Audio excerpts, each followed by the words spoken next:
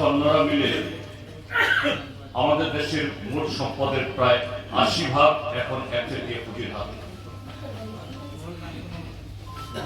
এই পুঁজির বিরুদ্ধে মার্কিন মূলকে আমাদের দেশে, এটা অন্য দেশে নয়, এখন তথাকথিত মুক্ত বাজারে কিভাবে আমাদের দেশের জনগণের সম্পদ নানা অনিয়মের পথ ধরে, দুর্নীতির পথ ধরে এগুলা লুট করছে, এরকম ভাবেই যে এই একচেটিয়া পুঁজি বহুজাতিক কোম্পানির মধ্যে সেখানে প্রতিযোগিতা, সেই প্রতিযোগিতায় মার্কিন স্বার্থ ক্ষুণ্ণ হয়েছে, তার বিরুদ্ধে মার্কিন আদালত গৌতম আদানির বিরুদ্ধে গ্রেপ্তারি পরোয়ানা জারি করেছে। কিন্তু আমাদের পার্লামেন্ট এই বিষয়ে কোনো আলোচনা করতে দেবে না। প্রায় কদিন ধরেই পার্লামেন্ট চলছিল না। এটা প্রমাণ করে যে আমাদের দেশের বর্তমান সরকার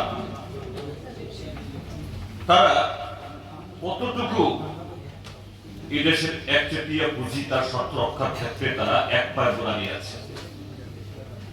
কিন্তু এই দেশের মানুষ একটা নির্বাচন, দুটা নির্বাচন,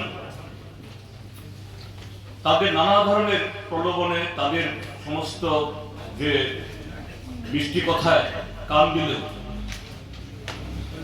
আমাদের দেশের সাধারণ মানুষ বারবার করতে চায় না, এবং তার প্রমাণ সারা পৃথিবী দেখেছে। গেল অষ্টাদশ লোকসভা নির্বাচন,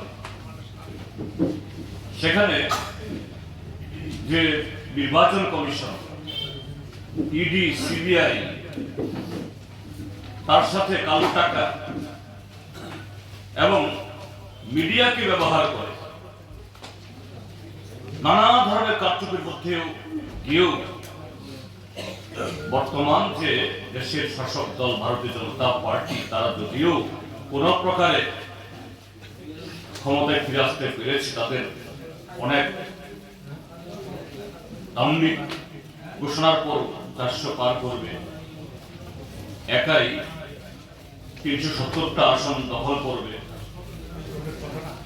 কিন্তু সংখ্যাগরিষ্ঠ পায়নি। শুধু তা নয়, এত কিছু করার পরও ৩৬.৬% মাত্র ভোট তারা পেয়েছে। অর্থাৎ ভারতবর্ষের ২/৩ মানুষ, ২/৩ ভোটার এই সরকারকে সমর্থন করে না।